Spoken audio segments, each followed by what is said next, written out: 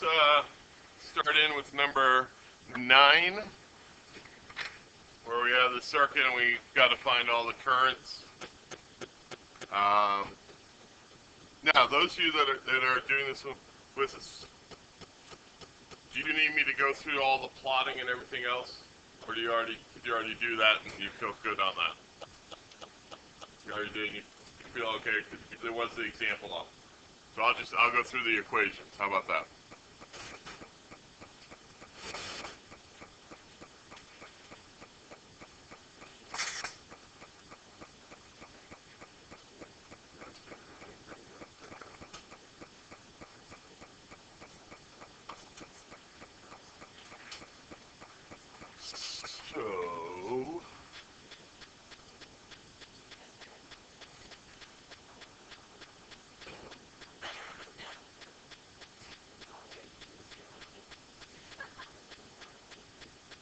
Let's see. My numbers are 16 and 10. So I have 16 ohms here and 10 ohms here. I'm going to say I have current going this way. Call that I1. Then I also have current going this way. I'll call that I2. And then current going up here. I'm going to call that I3. You can say going down too. Because remember, my criteria for really determining that, part of it is going from higher potential to lower potential. That's the real criteria. When I'm looking at it, I'm not sure, especially with 2 batteries, is the bottom of the 6 at a higher potential than the top of the 6? Not sure. I look at my junction saying, okay, the bottom junction has an I1 coming in and I2 going out, so I3 could go in or out of that junction. And the same with the top. I just don't want to end up with a junction where I only have current going in. You know, the universe can't work that way. So yeah, in this case, up or down works. So from that, I can generate my equations. Let's see.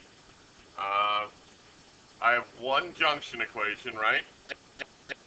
I have that I2 plus I3, I'm doing the top junction, equals I1. So I have 2 junctions, that only yields one unique equation, right? Can you see okay? You good?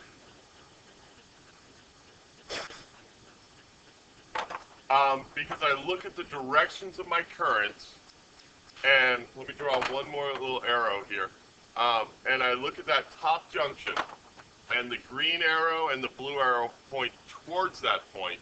You understand the junction is right where those 3 wires come together. So the green and the blue arrow point towards that, so that's current in, and that's the 2 and the 3, and the red points away from it, so that's current out. Remember, my rule is current in equals current out. Do you have your currents in the same direction? Did you label them the same way? Okay. Yeah, so that's one thing to check whenever you try to compare like my equations to yours. You want to make sure we agree on labels and directions. So, 3 loops. Left-hand loop, right-hand loop, big loop. So let's start with the left-hand loop. I'm going to start in the upper left corner and go around that left-hand loop counterclockwise. So my first term will be minus 16I1, minus 8I1, minus 6I3, plus 6 equals 0. And then the left hand, doing the right hand loop, and where do I want to start? I'll start in the upper right hand corner of this time. and again move counterclockwise. So I start with minus 2I2, and then I go against current across the 6 ohms, so that'd be plus 6I3, with current across the R2, so minus 10I2 plus 3 equals 0. Huh? That's the right-hand loop. And I started in the upper right-hand corner.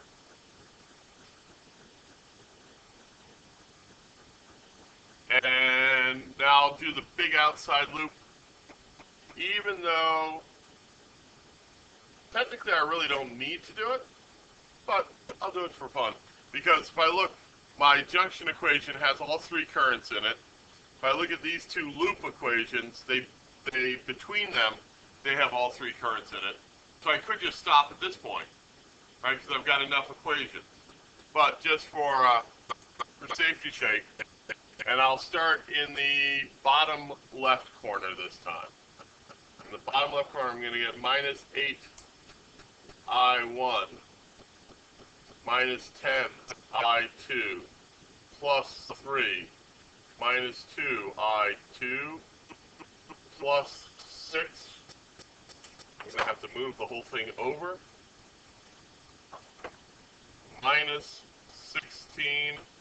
16I1 equals 0. So that's the big outside loop thing.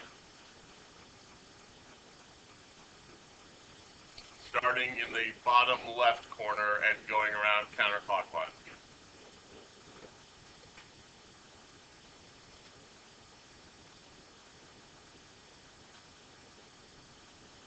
Good?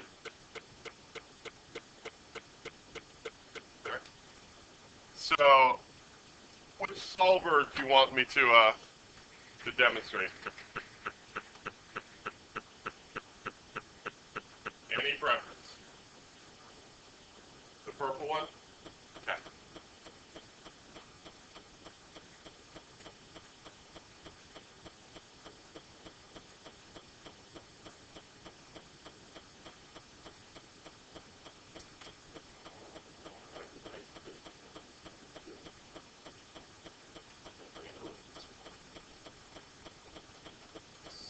So,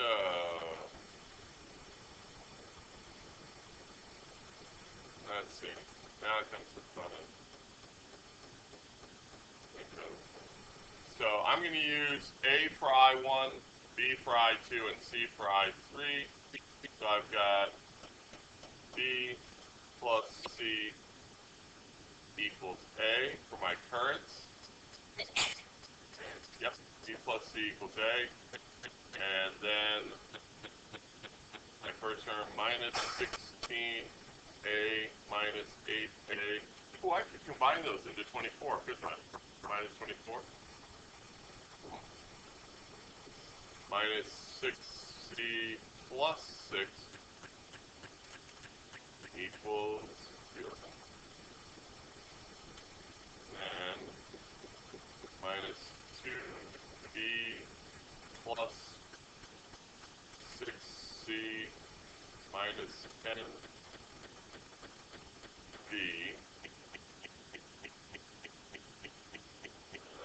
plus 3 equals 0.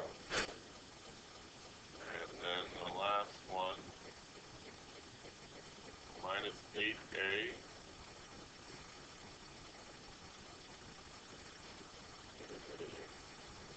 minus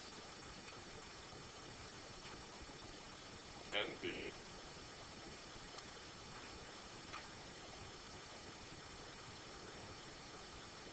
plus 3 minus 2B plus 6 minus 16A equals 0. I've got them all in. See if it works. Oh, it says a quarter, and 0. That kind of makes sense. Because this is 12 and this is 24. So, let's see if that works. Let's see. I1 is going through the 16 ohm resistor, right? You don't notice there's nothing. Let me just try mine to make sure I didn't mess up. So, I can do a quarter in my head.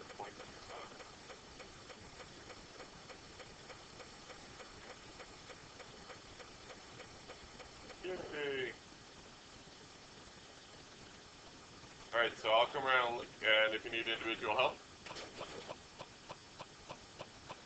Alright, so let's switch to number 8. And we have a full circuit to... Oh, they've already put in the currents and everything for us. That was kind of nice of them. They want to know the potential difference between points A and points D. So across here. Alright. And then what's the terminal voltage of each battery? So the 45 volt battery would include the battery and this 1 ohm resistor that's next to you. What they're showing you is what's called the internal resistance of the batteries. They each have 1 ohm internal resistance. It was in your reading. We didn't spend a lot of time talking about it in class. But basically it's the energy that's lost to the chemical reactions in the battery. We could represent them by a small resistor in series with the battery. So the terminal voltage, say, of the 80 volt battery will be 80 volts minus whatever is lost to that 1 ohm resistor that's right next to it.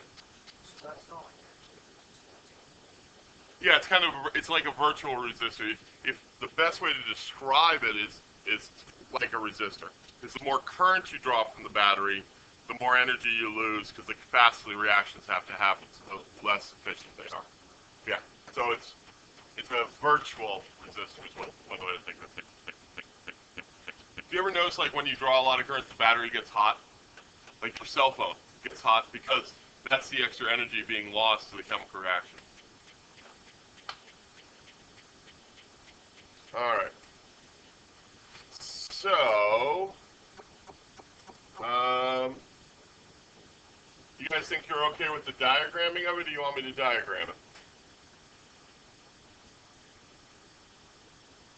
Do you want me to diagram? Sure.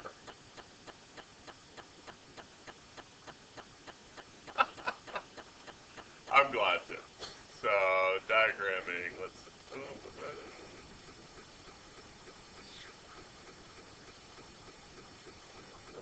Here.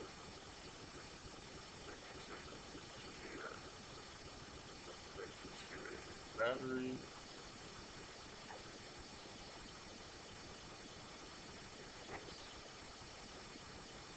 Excuse my messiness again, being up on the board.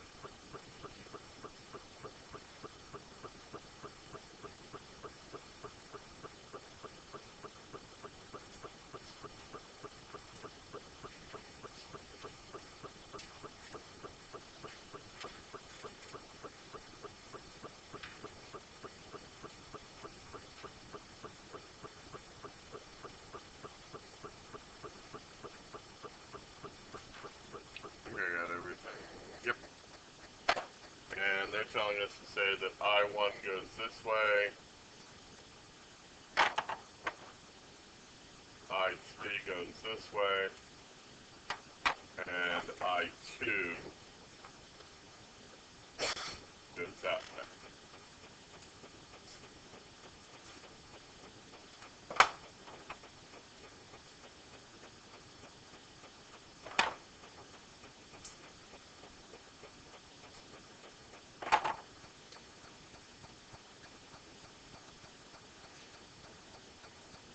All right. And now I've got to do the plot of this. So let's see. Battery. Resistor.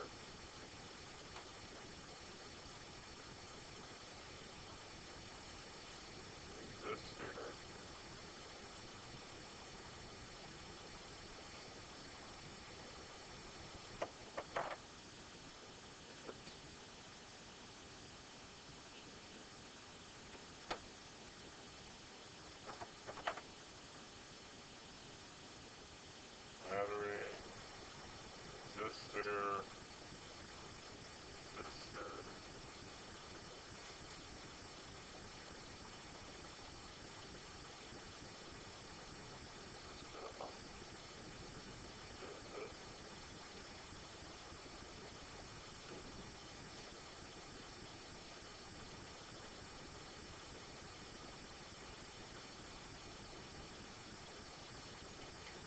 There's my base drawing. So let's say that, let's say that over here on the negative terminal of this bottom battery here, let's call this, let's say that point's at 0 potential. So all back here, all along here is going to end up being at 0. So that means we have a height here that goes up and stays up there. Then it drops down some here. Then it drops down even more. Make all these really short. Oh, then it goes back up. And then it goes back down to some other height. And so, let's see. I have a slope up there, a slope up there. Make sure I'm going, oops, wait a minute.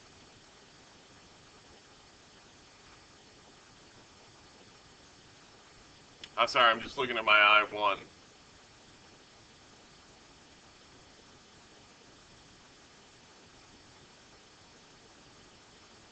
I don't like the direction of my I1. I think it should go the other way also. So I'm going to take an executive decision and put my I1 in the other direction.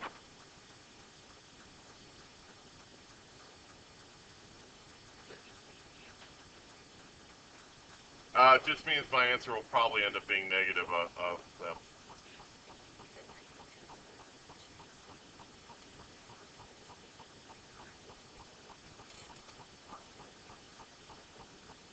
No, you don't have to recalculate anything. Just use it because it's all it means is you went the other direction. When you're doing this plotting and everything, the direction is just important that you stay consistent with your slopes. What them picking that current going the other way or telling us that current went the other way is saying is that this point isn't at 0 volts. This one is. So, like I drew the little green heights here, should have drawn those on the left-hand side. Maybe I'm being a little lazy not going back and doing it, but so it just kind of changes that. But the relationships are the same. Would have been good if I'd written down all these values before I clicked off of it. 80 volts and 1 ohm. Okay, so this is why. It's because that battery is 80, and this one up here is 45. And then 20 ohm.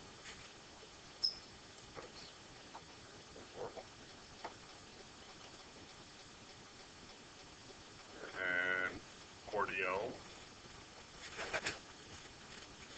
And 30 ohm.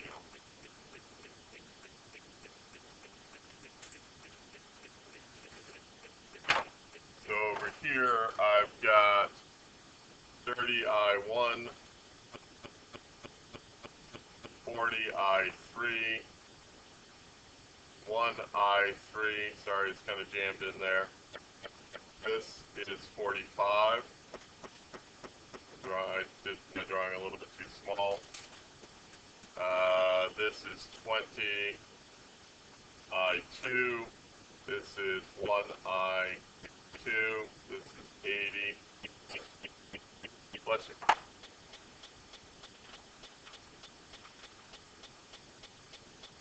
And now I'm going to have one junction equation, because I have two junctions, and I'm going to have 3 loops again,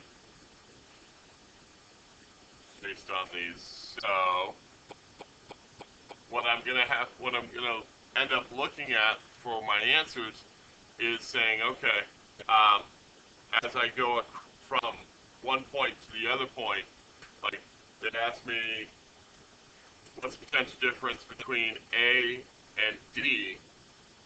So as I move from A to D, I'm gonna, I'll gain energy over the 40, gain it over the 1, and lose it over the 45.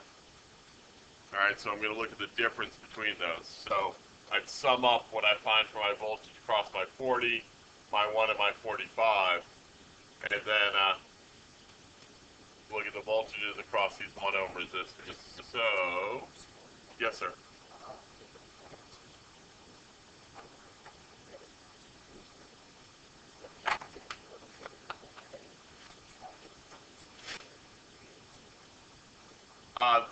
That's one way to look at it is figure out what your voltage is at A, at point A, and look at your voltage at point D and subtract it. The way I was just describing right before you asked that question. Okay. Yeah, they're saying, there's a certain voltage here, there's a certain height. We said it was 0, but there's a certain height, and there's also a certain height here. So we could just take 0 minus that height, and that would give us that difference.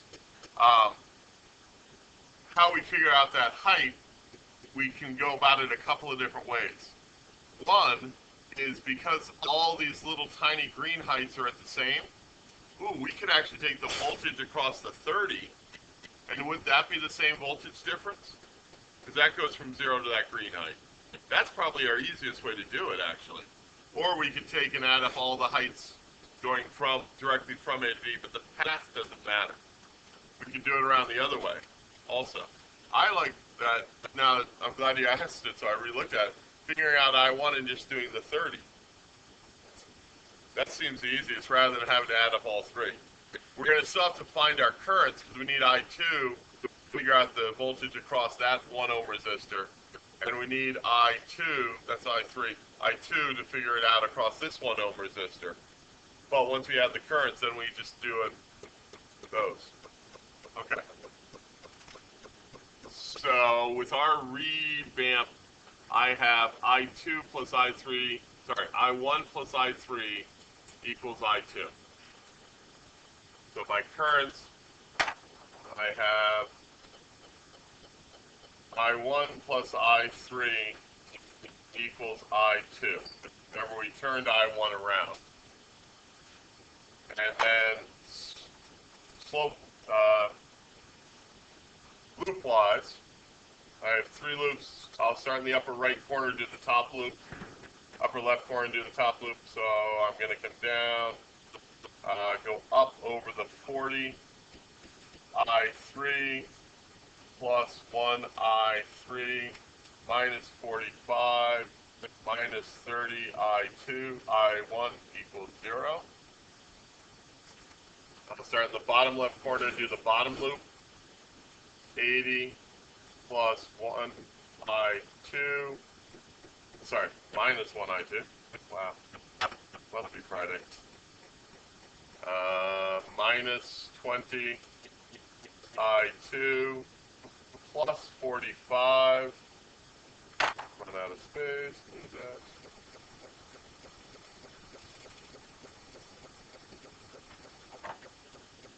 Minus 1 I3 minus 40 I3 equals 0. Now, unfortunately, I have to move up. Start in the same place. 80 minus 1 I2 minus 20 I2 minus 30 I1 equals 0. See if those work.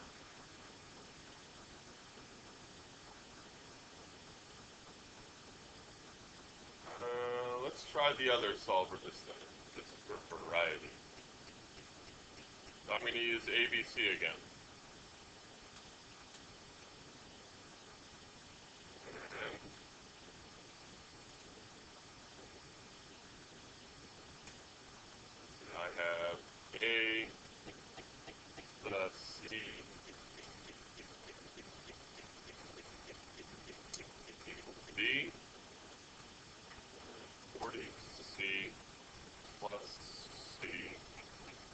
minus 45 minus 30 equals 0.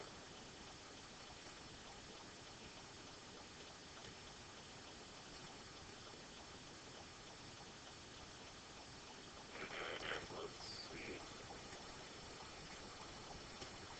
80 minus 8 minus 20 plus 45 minus C 40C 0. And 80 minus 80 30.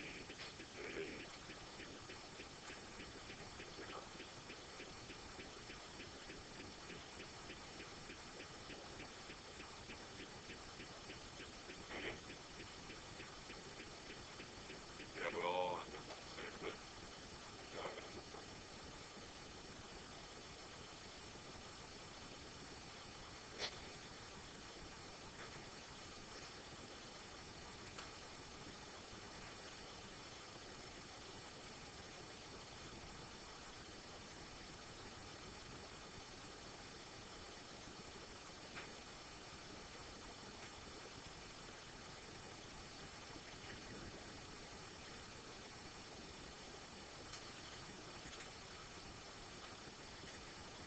Here's my mistake. I put in 10C rather than 40C here.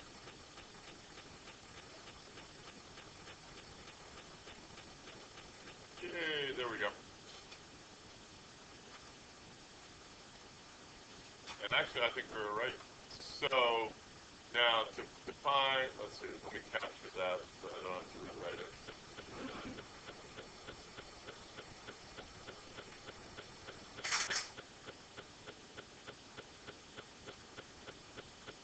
And so now, as Tom was pointing out, you just need to figure out the 30 across there, and then for part B here, it's whatever voltage, 80 minus whatever voltage is dropped across the 1 ohm resistance next to the 80. So, like in here, you're going to have 80. It's going to be whatever the potential difference across here is. So it's 80 minus that voltage dropped across that one. And then for the other one, you're going to have this one, which would be 45 minus that's the voltage across that one. All right, so I'll let you do the last bit of calculation on your own because I didn't stress it.